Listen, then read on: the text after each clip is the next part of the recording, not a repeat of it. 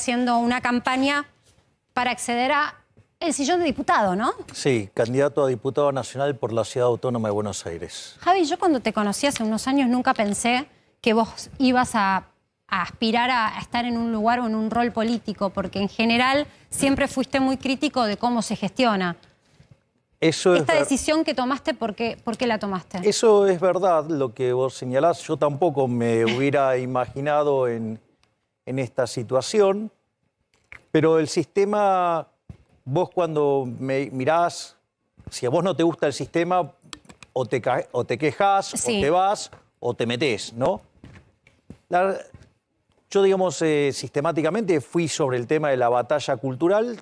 Tengo la sensación que en algunos aspectos está más complicada la accesibilidad para dar dicha batalla.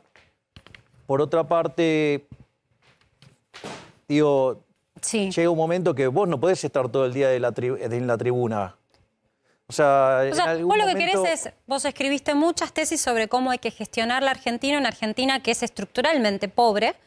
¿Cómo hacer para que esa pobreza se convierta en riqueza? Eso, y lo querés ejercer desde una banca. Está bien, está buena la propuesta. O sea, lo que me doy cuenta es que si no te metés dentro del sistema... Es imposible cambiarlo. Vos, claro, sí, es como vos vas a un partido de fútbol y sí, la tribuna, la hinchada, es todo muy lindo, pero el que mete los goles es Messi.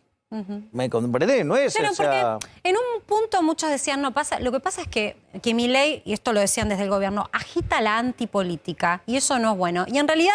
está bueno que lo expliques.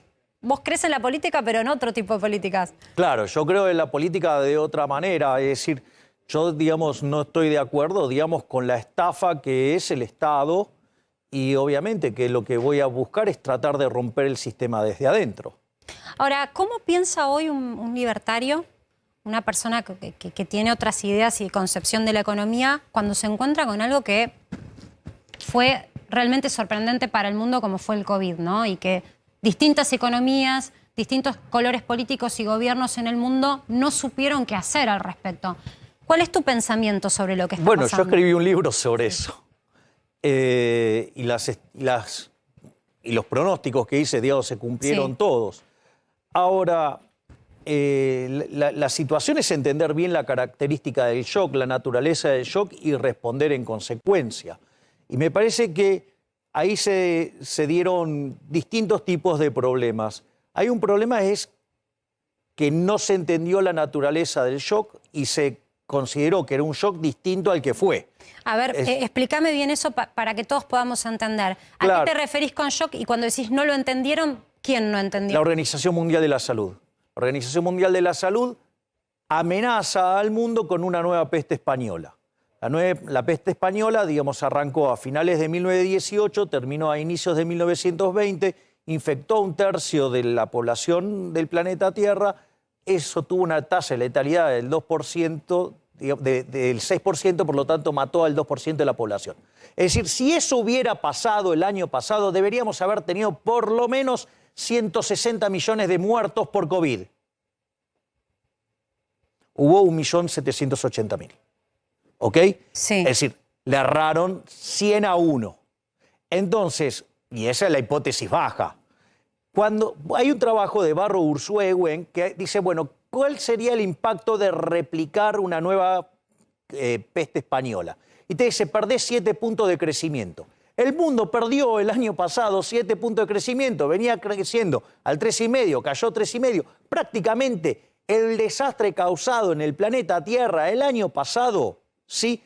Donde dentro de las calamidades que ocurrieron es que la cantidad de pobres extremos en el planeta Tierra subieran en más de 350 millones de seres humanos, ¿sí? Tiene que ver con lo que impulsó la Organización Mundial de la Salud con el error grosero que cometió. Porque eso, digo, tiene consecuencias sobre la producción, sobre el empleo y además les pega con más fuerza a los sectores más vulnerables. Eso. Vamos a Argentina. Vos estás haciendo tu recorrido, igual sos una persona, un economista de calle. Entonces vos ves lo que sucede. Empezamos el programa diciendo, pareciera ser que quieren instalar, o hay sectores que quieren instalar, el dilema de economía versus salud, o bolsillo versus salud. Y en realidad siempre se paga un costo, con lo cual es una cosa y la otra. Claro, exacto. Bueno, ¿Cómo lo ves en Argentina? Digo, bueno, ¿en qué situación estamos? ¿Hay paño para más restricciones? Bueno, claro, por eso, no es independiente de lo que pasó el año pasado.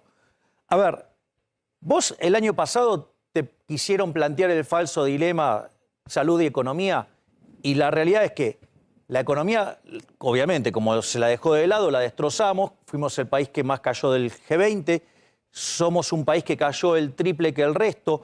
Digamos, tuvimos la tasa de desempleo tocando el 29%, hoy bien medida es 16, no es 11, no porque se mientan los números, sino por cómo, digamos, se mide el desempleo, que es desempleado, es el que busca y no encuentra. Sí, entonces el efecto de desaliento no te lo computa, porque no tiene forma de computarlo. Eso significa que el que busca y busca y no encuentra dice, bueno, ya no busco más. Claro. Y no se computa y hay que computarlo. Claro, Está buena la claro. precisión. Entonces, no, porque hay una diferencia entre el número que postulamos algunos economistas y el que postula el INDEC, y van a decir que miente el INDEC. No, no miente el INDEC, me consta de la seriedad de Marco Labaña en su trabajo, pero tiene que hacer su trabajo y hay definiciones para eso. Entonces, y eso te generó un salto de la pobreza, un salto de la indigencia, ¿sí? Y entonces vos decís, bueno, pero ¿cómo no fue en salud? No, en salud también no fue muy mal. Porque si hubiéramos hecho las cosas como un país mediocre, hubiéramos tenido 10.000 muertos por COVID y tuvimos 40.000. O sea, tuvimos 30.000 más de los que hubiéramos tenido si hubiéramos hecho las cosas como un país mediocre. La esperanza era que se pudiera el gobierno redimir este año haciendo las cosas bien con la vacunación. Porque acá lo que es importante es entender cómo funciona la lógica de una epidemia. Nosotros los economistas, que estamos acostumbrados a manejar sistema de ecuaciones diferenciales, tendría que ser algo bastante fácil. Hay dos elementos cruciales si vos tenés estado de bienestar que se dedica a la salud. Por un lado está la responsabilidad individual. Seguro. Es decir, que vos te cuides por vos misma y que te hagas cargo de tus decisiones en algún sentido. Entonces, algo más complicado cuando hay estado de bienestar, pero nadie se quiere estar enfermando. Así por que, supuesto. Por eso siempre decimos primero la conciencia individual de cada uno. Y ahí entra, lo que tiene que ver con el distanciamiento social, con la higiene, el uso de barbijo, los protocolos. Pero por otro lado tenés la parte que, si tenés estado de bienestar que se carga de la salud, que se tienen que cargar el Estado, que es testeos masivos y vacunación masiva. Bueno, eso es lo que veníamos reclamando. Bueno, ahora, eso no ocurrió el año pasado porque testeamos poco y ahora vacunamos poco y seguimos testeando poco. Pero ¿a dónde nos paramos cuando nos dicen que en realidad somos un país pobre, endeudado, que no honró su deuda y le estamos pidiendo a otra nación o a un laboratorio que nos preste... Pero Marcela, que nos financie las vacunas? Pero nos quisieron regalar 4.800.000 vacunas y las rechazamos. Bueno, eso es así porque es el mismo, hay varias versiones sobre el tema. Es el mismo problema que hubo el año pasado con los testeos. A ver, la oligarquía política no quiere renunciar a sus privilegios de casta. Javi, yo tengo unos números ahora para compartirte. Quiero que los veas, es una noticia urgente esta.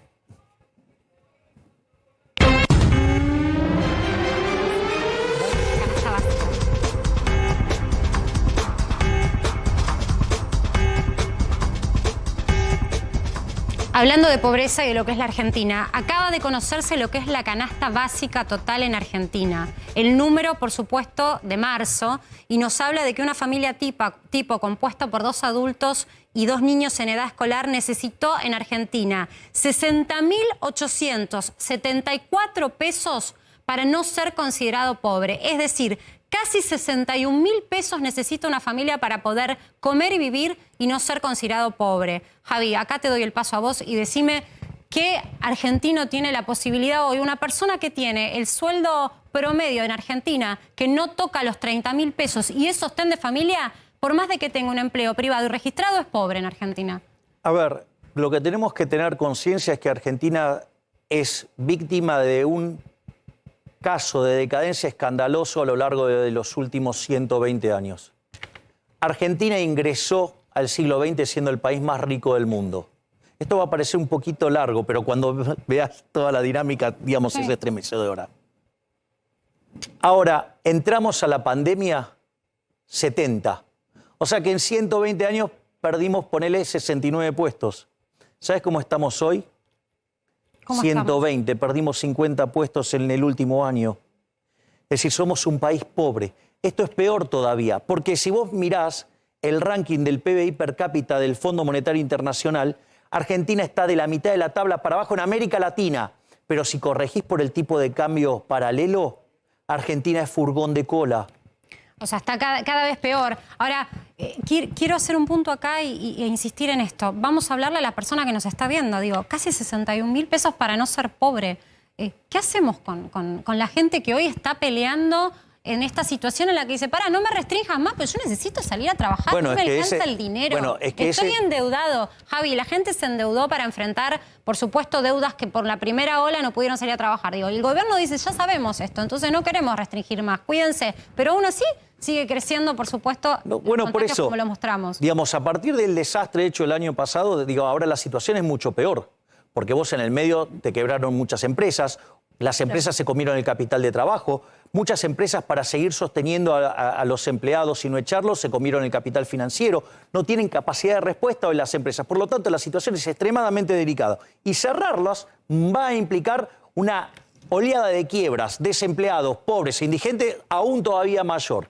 Pero el punto es, ¿a dónde tengo que tocar? Porque el año pasado, sí, claro, me gasté 5 puntos del PBI en asistencia social y lo financié con emisión monetaria. Lo mostrábamos al comienzo del programa, Javi. Claro, ¿y por qué? El dinero que se empleó es el equivalente a 133 millones de pesos por día el año pasado. Entonces, ahora, ¿vos tenías para sacar esa plata de otro lado? Sí.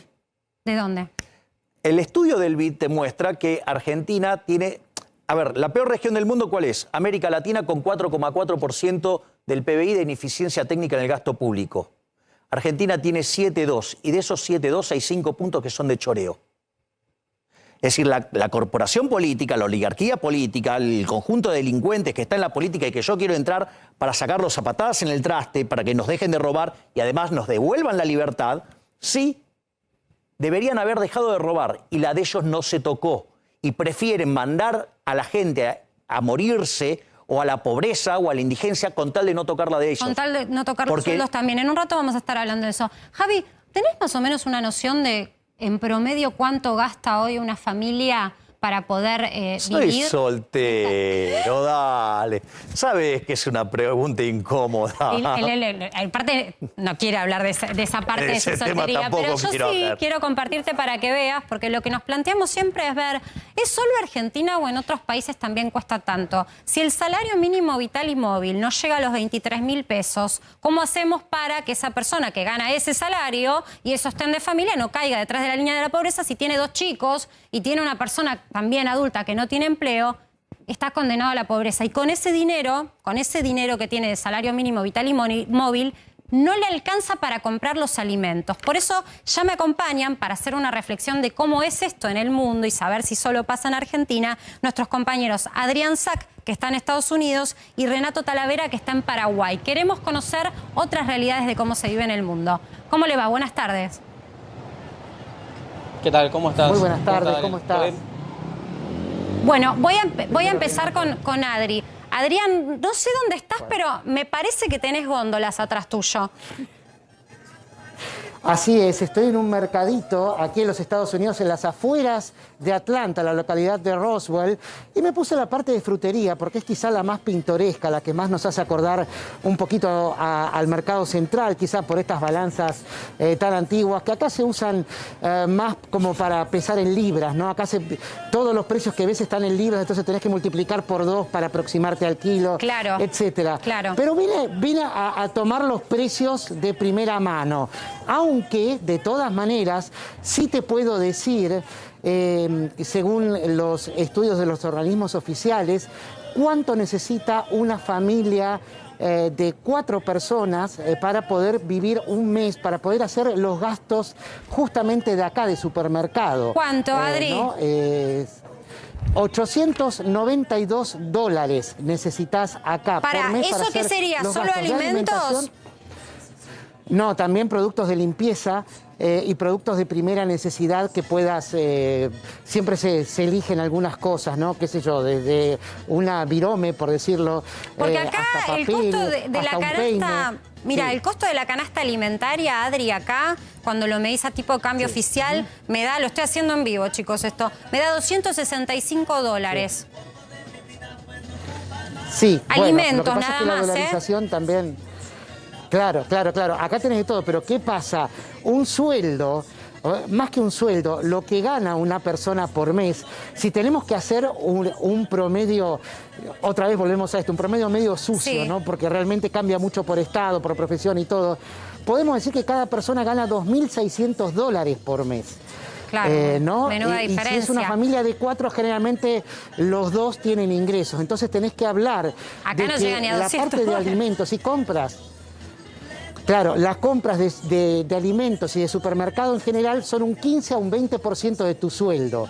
¿Te acordás que ayer decíamos que para alquilar, si superaba el 30% de tus ganancias mensuales, no era bueno alquilar sino comprar, meterse en una hipoteca? Repetime Bueno, ese acá dato. estamos hablando... Ese dato es crucial, porque Sí. nos está mirando mucha gente que en este momento ya no tiene, la tarjeta de crédito se le derrite de cada vez que va al supermercado porque utilizan la tarjeta de crédito para pagar en cuotas la famosa compra mensual que ya no es tal, ¿no?